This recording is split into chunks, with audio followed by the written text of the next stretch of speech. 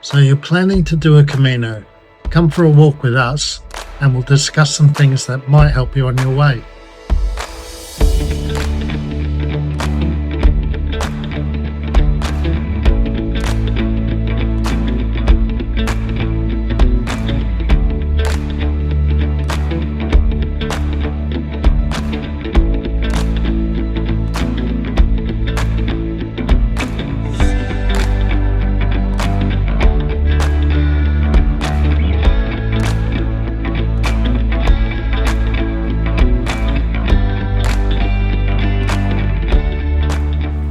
In today's video we're going to talk about our preparations for our upcoming Camino. We'll cover most of the areas that we discuss prior to leaving. We have about 4 weeks till we start our second Camino. Previously we've walked the Frances from Saint-Jean-Pied-de-Port to Santiago de Compostela and on to Finisterre. This time, after much discussion, we've decided that we're going to walk the Portuguese way, and we've opted for the central route. Now what we're doing today is what we've been doing for about the last 5 weeks. Like I said, we do walk quite a bit, but we like to train for our Caminos. You can walk a Camino without training, but like most sports and activities, if you do some training prior to setting off, it puts less stress on your body, so less likelihood of sustaining injuries, and also it makes it a lot more enjoyable. Would you agree? I agree very much, yeah. So today's walk will be just under 22 kilometres. We've worked ourselves up to this distance over the last 5 weeks or so. We both work, so we have our weekends where we do generally 2 walks. Initially we were walking 10 to 15 kilometres on one day and then maybe 5 to 9 on the next. At the moment we will do a 15 to 22 kilometre walk and hopefully get a 9 to 12 kilometre walk on the other day. So we have a number of conversations before we start our Camino. Like I said, the first one is the route that we're going to take. Secondly, how far we're going to walk and how many days we're going to do it in. We also plan our stages so that we make sure that when we do rock up to a village that there is accommodation there, that we can find a bed. Like I said, we started our training about 10 weeks out from our Camino once we decided that we were definitely going to walk it. We decided on the Camino that we were going to take, which is the Portuguese central route from Porto. Now, it's important to do a little bit of research, and it's so easy these days. There are so many Facebook pages dedicated to each individual route, and they are full of first-hand experiences that can help you immensely. So we've joined a couple of those just to get an idea of what we'll be heading into. Yeah. So one of the conversations we have right early on is what shoes we're going to wear. Now it is really, really important. So we generally purchase at least one new set of shoes pre-walk. We do research for that as well to make sure we get something that's suitable. This Camino will be taking 2 pairs of shoes each. I know a lot of people with regard to weight will only take one, but we've found 2 pairs invaluable. If you start to develop blisters with 1 pair, you can change to the other, and it is a big help. On this trip we're going to be taking 1 designated hiking shoe, 1 pair of designated hiking shoes, and one pair of trail runners. We're less inclined to take walking boots because they are heavier, and for something like the Camino, you don't really need the more substantial boot. A trail runner or walking shoe, off-road walking shoe, generally suffices.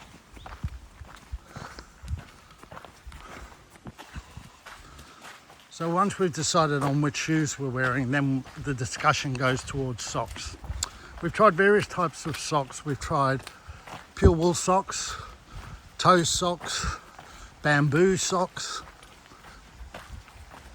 Generally we end up using a nylon wool blend, which is a designed walking sock, a little thicker than your normal everyday sock, but these are available from most outdoor stores.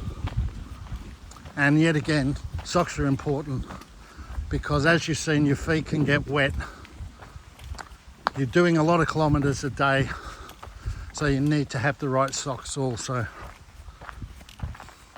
Then we start talking about the clothes that we have to take with us, bearing in mind that you're going to be carrying everything along the way with you. You want to be minimalistic, but you also want to have the right gear for the climate you're going into. So it's important you check the weather conditions that will be in the area you're hiking in, or which Camino you're taking at that time of year. Now, we all know the weather can be fickle and you can get extremes in both directions, but it's best to be able to cope with either of those with the minimal amount of clothes that you can take, because weight will become very, very important as you go through your Camino. So, like I said, clothes are very important. One of the most important things is the pants you're hiking in. For me, I like to walk in shorts. Dee likes long pants. Are you taking those pants, Dee? Not sure about these ones. I've got one that I like, and these ones are pockets I'm not comfortable with, so maybe not. Yeah, but you also like your pants to be able to take off into shorts, yeah. Okay. So for you, pockets is a big thing, and Yep. also being able to turn into shorts. Sure. And this is one of the things you have to look for. It's no good being into day 4 or 5 and thinking, oh, my pants are too heavy. When it rains, they can't dry. I wish I could turn them into shorts. Have a good think about everything before you leave. It may seem insignificant before you set off, but it can mean the difference between having a really enjoyable Camino and one that's full of niggles. This training run will be very similar to the way we like to walk. If you're walking in Spain or Portugal, most cafes and bars don't open till at least 8 a.m. in the morning. We like to set off from our albergue or hotel early in the morning. So we found that we will walk maybe an hour, hour and a half. So we'll set off somewhere between 6 and 7 a.m. and start looking for breakfast about an hour, hour and a half into our walk. That's the other thing on the Camino too. You'll find there's 2 types of people. I'm a time person, so I'll say we've got an hour and a half to get to such and such a place. Whereas Dee, she's more a kilometre person. So she'll say, oh, it's 7 kilometres till our next stop. And it seems everybody on the Camino is either one or the other. So yeah, we'll leave our albergue at about 7 o'clock. We'll walk for an hour and a half, then we'll stop and have breakfast. And that's dictated sometimes whether you can find a cafe that's open, whether you have a village within that distance. So we'll sit and have breakfast for probably 20 minutes. Yeah. 20 minutes, half an hour, yeah. Yeah. And then we'll start walking again. We'll probably walk for another 2 hours, maybe 3, somewhere between 10 and 14. Yeah, I'd say 15. An hour me. So we'll walk and then we'll have lunch. So we'll stop for half an hour at lunch. And then hopefully by the time we get to that stage, we'll probably have an hour and a half left of our walk, or 7 to 8 kilometres. And that works for us, but it's a personal thing.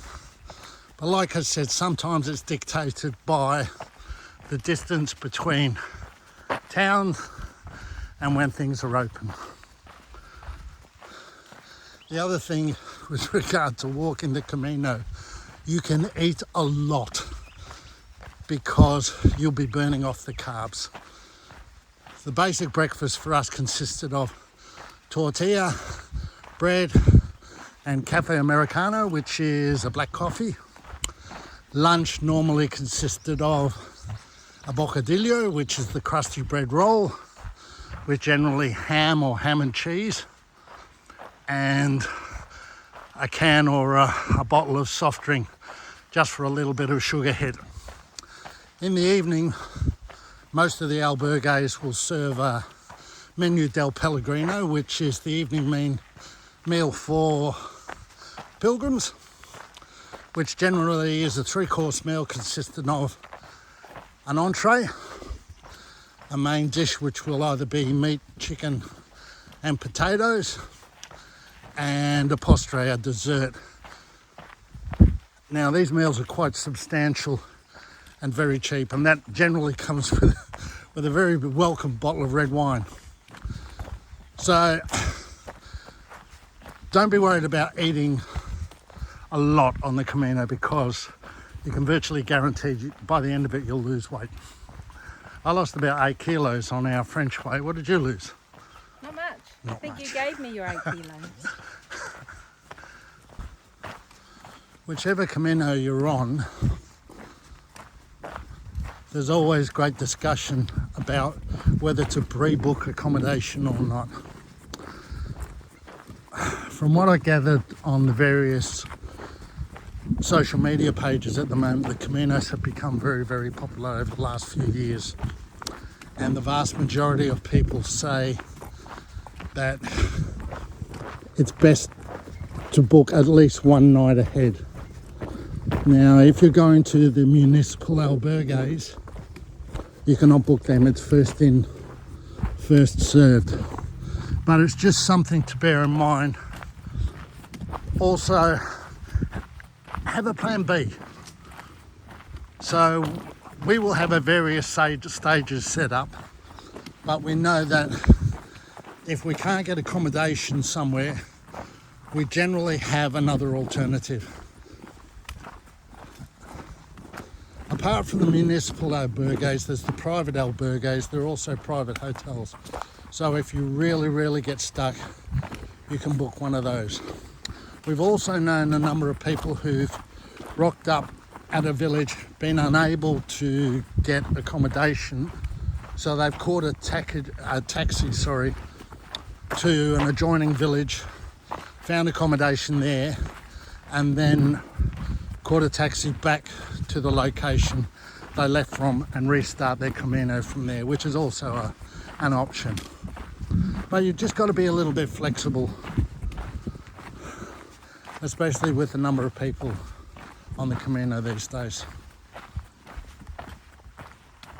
So Dee, when we're on a training walk, what do we look for? We look for all terrains actually. We go from pavement to gravel to hills to rocks. So yeah, all terrain we try and cover. And what's a reasonable distance for a good training run?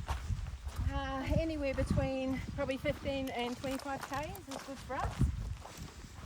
We have been ramping it up over the weekends, because we only have the weekends to train, so yeah, we're getting our steps in. Do you think training is important? Oh, very important. I think training's extremely important. Myself personally, if we weren't doing this, I would probably struggle. This way I've got some fitness in. Not by any stretch of the imagination am I going to think that it's going to be easy, but puts me in good stead. Okay, so you also get used to carrying the equipment. I mean, we started off with our packs only half laden and gradually built it up, and it just feels like normal again, yeah? Yeah. And our shoes we're taking, both the hiking shoes and the joggers are pretty well trail worn runners. in. Yeah, pretty well worn in. Yeah. Oh, used, not worn in. Pretty well, what do you say? What do you say? Pretty well worn in. Worn in, yeah. And you get to walk through some beautiful places like we are today, Yeah. which is not too far from home. And the weather at the moment is absolutely spectacular. So it gives you another excuse to get out and enjoy some walking and see some new places. We've also decided to start using our poles, which will come with us. Don't you agree, Dee? Yeah, this is when they come in handy. Yeah, this is steep and rough, and the poles really do help.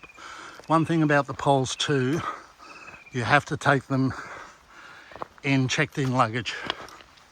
You can't have them as carry-on, which is a bit of a pain, but that's just the way it is.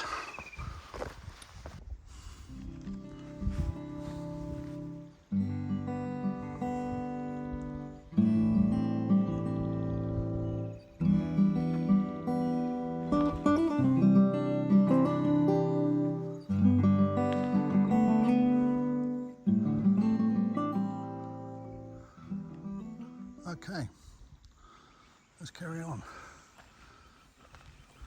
So we're due a break in about 20 minutes. Yep. So since we stopped for breakfast, we've walked about 13 kilometres. Yep. Yeah. And like I said, each individual can walk at their own pace, map their own stopping, but for us this works. And find out what works for you and use it. Even if people say that's not the way to go, it doesn't matter. If it suits you, do it. Some people say we walk too far, but for us it isn't. They say you're missing out on enjoyment. We don't think so. So to a certain degree, go your own way, walk your own Camino. So we'll stop and have a drink and then sit down for about 20 minutes, yeah? Yep. And then we'll finish the last leg of this training run home, which will be all uphill. And for this area, quite severe, not compared to some of the ones in Europe. But that's the other thing. Vary your terrain. Make sure you walk on some uneven ground, some pavement, some hills. Going down hills is virtually just as important as going up hills. The compression of your muscles gets them used to that sort of thing. And like I mentioned earlier, it saves you we've seen so many people who haven't trained on the Camino with tendonitis, Achilles tendonitis generally, shin splints, pulled calves was another one that a number of people have.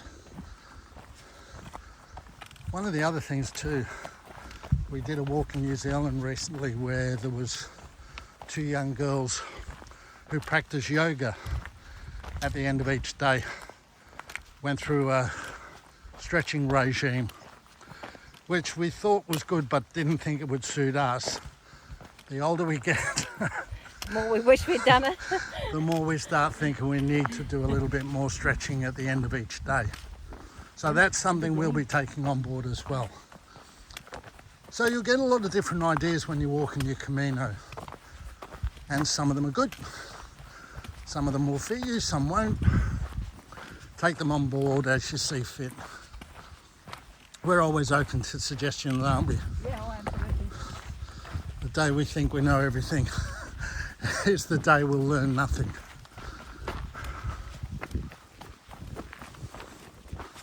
This is so beautiful. I love this.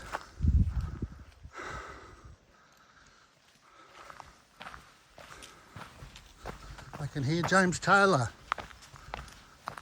walking down a country road. I think another thing about walking the Camino that you have to start with, Dee, I think one of the important things we found out when we walked our first Camino was not to have expectations. Would you agree? Oh yeah, no. You just have to take every Each day as day. it comes, yeah. Yeah, because you're walking in new areas, you're meeting new people. Different scenery every day. Yeah. Sometimes you fall over. Just all over.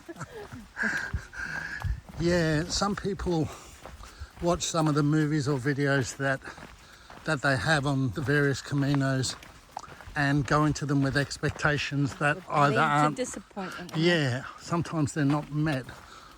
For us, they're always exceeded. But yeah, it's important to go in without, Open-minded yeah, open-minded. That's the way. Without too many expectations. and embrace everything. Yep. So you just mentioned something else which is very, very important, and that was?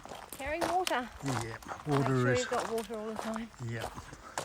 You really, really do need to stay hydrated, especially when you're walking in a slightly cooler climate. You forget to keep your intake of water up, and it is very, very important. We know that, don't we? We do, indeed.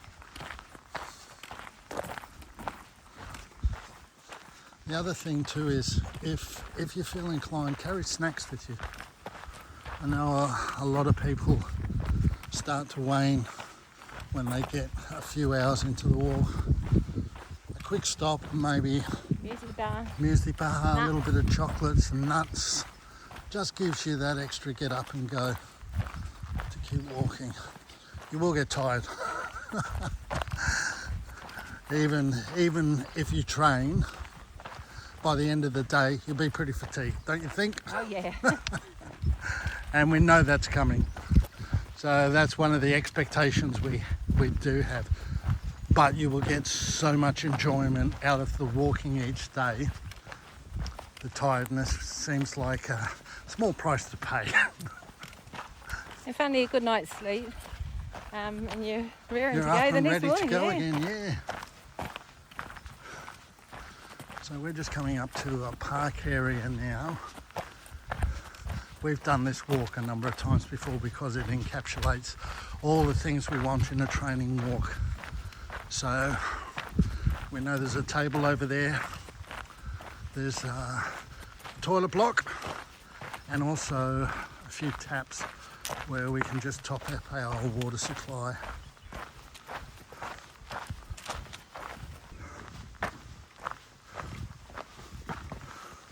So we usually have a couple of magpies that will come and ask for some lunch. There's one or two kookaburras usually about.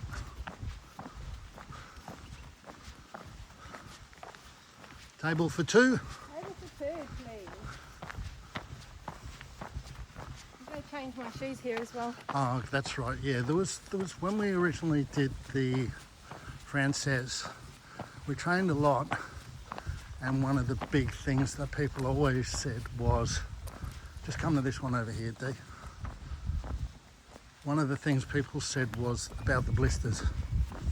So we decided that we would take 2 pairs of shoes and a pair of sandals, and halfway through each day we would change our shoes and socks, and there was no way we were going to get any blistered. How did that work out? Not well. It didn't work out. So we eventually ended up with blisters, but again, that's part and parcel. So one of the things we take with us is a first aid kit, which consists of Compede, yeah, Yep, Compede. Band-Aids, Band-Aids. and very, very important, Panadol. well, ibuprofen, which is anti-inflammatory, which is Nurofen or any other ibuprofen, but also a antiseptic, either spray or cream, because having blisters is one thing, but getting infected blistered is a totally other thing. That's another thing we've discussed a lot. There are various remedies for the blisters along the way, which was don't pop them, put band-aids on them, put a needle through them with a bit of cotton. What we found personally is if we get a reasonable sized blister, we will actually pop the blister and then coat it in antiseptic spray or cream, and then bandages. For us, that seemed to be the best way. So we had blisters, but we dealt with them, and that's one of the things you're going to have to deal with. So let's have a bit of a sit down break, something to drink, something to eat. Yeah. Sure.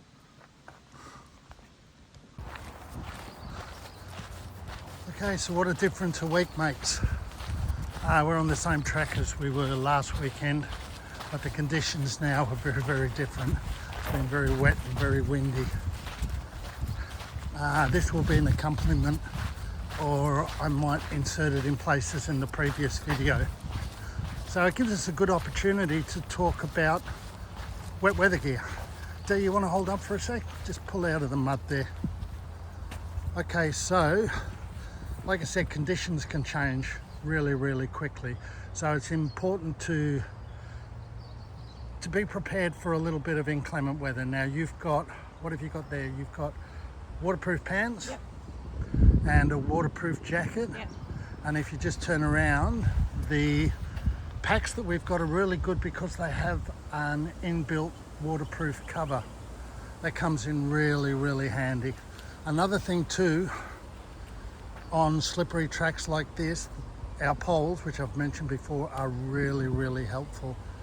If you just stand there with your poles so I can just see, I'll just walk back a bit. Now Denise has got them set to the height they recommend, where your arm is running parallel to the ground. If you can also see that she's got the straps around her wrist. Now this does a twofold function. One is it stops you having a death grip on the pole, and it distributes the weight onto your wrist also. Can you just show how you put them in? So she just slides her hand up through, and then she grasps what's left of the strap onto the pole itself. And like I said, that helps distribute the weight onto your wrist. The other thing about them is, if you can just lift it up, Dee. Now these poles, if you can just hold, so I can just, that's it, just hold it there. These poles have a tungsten carbide tip, which is really, really good when you're on rough or slippery ground, but they're not so great on pavement and roads. So they actually have a plastic grommet that fits over the top. So what we do is that gives you a lot more stability and grip when you're on a solid surface. As soon as we get off the road, we just take them off, put them in our pocket, and you'll get a lot more support from it. All right, let's keep going, and the rain's starting again. Never mind. Never mind.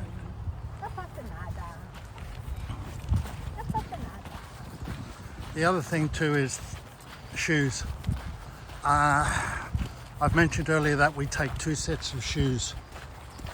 One is a trail runner and the other is a off-road walking shoe.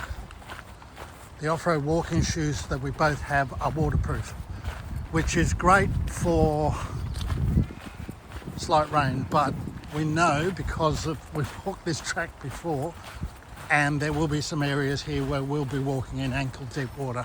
Waterproof shoes don't help that much then, do they? No, definitely not.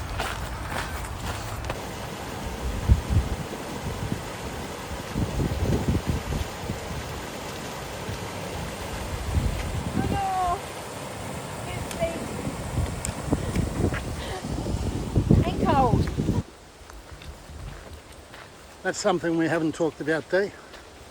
Headlamps. Oh yeah. Yeah, look, if you are on the Camino from late spring or early spring or late autumn, and you're setting off early in the morning, it's dark. And a headlight comes in very, very handy. A lot of people use their phones, but we found one that you can just put on your head, strap onto your head. Works best. Yeah. Keeps your hands free, yeah. Yeah, keeps your hands free. I'm taking gloves this time because last time I had to wear socks on my hands because my hands were freezing. Yeah, that's just another thing with regard to climate, isn't it? We had some very, very warm days on the Frances, but we also had some very, very cold mornings. So, yep. The other thing too is I'll be wearing the clothes that I intend to be hiking with on the plane because we'll be taking poles and they have to go into checked-in luggage. So hopefully, touch wood, our luggage arrives safely, but if it doesn't, then at least we'll have our shoes and our gear that we're hiking in, and should be able to pick up a backpack at our destination, just in case. Hasn't happened yet. Hopefully it doesn't happen yet. Yeah. You don't know, do you? You have to be aware of all eventualities, don't you? You do. Wet. Yeah. And the rain comes down again. Yep. So we're coming to the end of our walk. If you have any questions, just leave them in the comments section. Don't forget to like and subscribe. And hopefully in a few weeks we'll see you in Portugal. Bon Camino.